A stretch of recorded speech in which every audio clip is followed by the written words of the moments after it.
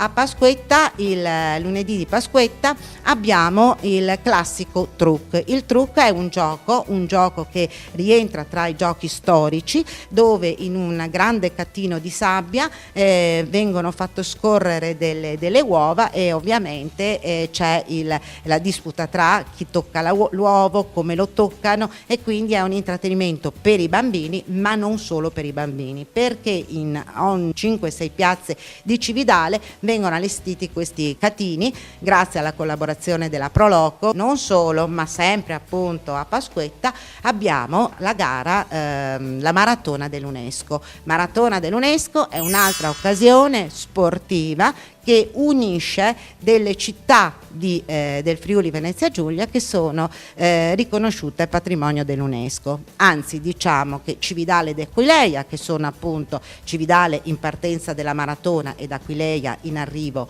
della maratona, hanno avuto il loro riconoscimento, e nel mezzo c'è Palmanova che sta incominciando il suo percorso, anzi lo ha già incominciato un paio di anni, ma stiamo cercando di arrivare alla conclusione, dove appunto passa la maratona dell'UNESCO. E un'altra occasione del Trutto Nuovo appena conclusa è quella che verrà realizzata il 6, 7 e 8 maggio ed è la Strada del Gusto. Verranno realizzati dei percorsi, partiranno dalla stazione di Cividale, si snoderanno per tutto il centro storico, e poi abbiamo anche i grandi concertoni. Noi siamo partiti con un primo concerto, Elisa, la nostra friulana, che ci dà una mano, con sua sorella che fa parte della EMS Corporation. Altro concerto importante che rientra invece in quello che è il Mittelfest, che è un'altra occasione ovviamente di musica, spettacolo ed arte. Quest'anno il concerto dei Santana. Avremo i Santana a Cividale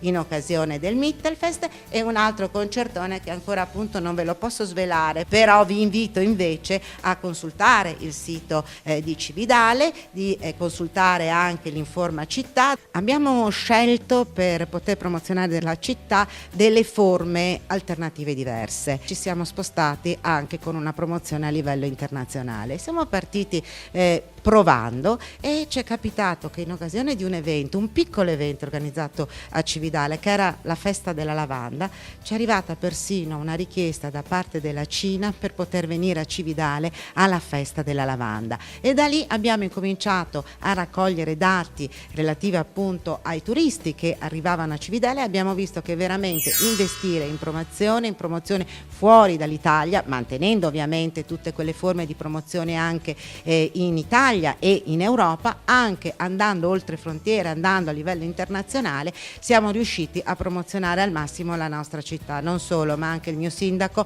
Stefano Balloch, che si sposta notevolmente per il mondo promozionando la città, ha portato a casa sempre grande lavoro per me, però grande soddisfazione per la città. Qui siamo a Spessa di Cividale che è la capitale e il cuore dei colli orientali del Friuli. La nostra famiglia è da 4 generazioni che sta lavorando sempre su questa zona.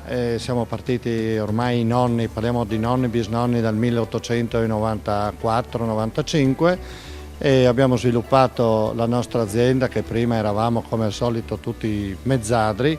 Poi naturalmente l'evoluzione ci ha portato a fare della nostra azienda un marchio del territorio con il termine La Sclusa.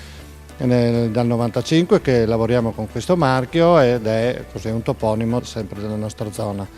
È un'azienda che si estende per circa 35 ettari di vigneto, sulle colline sia di Spessa, della Rocca Bernarda, di Gramogliano, che nei tempi sono venute a incrementare quella che era la nostra produzione.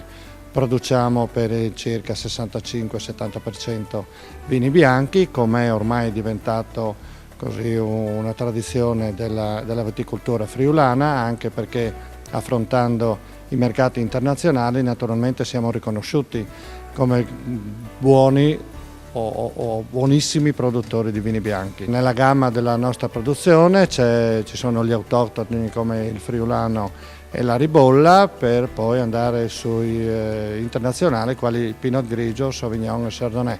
È un territorio dove si producono anche dei vini rossi di buona levatura come Merlot, Cabernet Franc, Refosco, e lo schioppettino, che è un altro pupillo della nostra produzione. Oltre ai tradizionali mercati della zona ci siamo aperti praticamente tutta Italia e poi siamo andati in Europa, circa 20 anni che stiamo lavorando sul mercato europeo. Naturalmente ci sono state anche le occasioni per andare sui mercati internazionali. Siamo alla vigilia del Vinitaly e quindi sarà il Vinitaly un test di prova molto importante. Ma riteniamo di avere comunque fatto una grande produzione a livello sia regionale, ma credo anche a livello più ampio, perché effettivamente è stata una grande e bella annata, molto equilibrata sia nelle quantità che nelle qualità. La punta di diamante è il friulano. Riteniamo che di essere sulle colline vocate, vini bianchi sì, ma soprattutto il friulano e ci teniamo a dirlo e ci teniamo a farlo conoscere a livello internazionale. L'azienda è rimasta a condizione familiare, c'è ancora il papà, siamo in 3 fratelli, i nipoti, tutto quello che... Quindi abbiamo una bella e grande famiglia che continua nelle tradizioni e continuerà a produrre, speriamo, sempre del buon vino.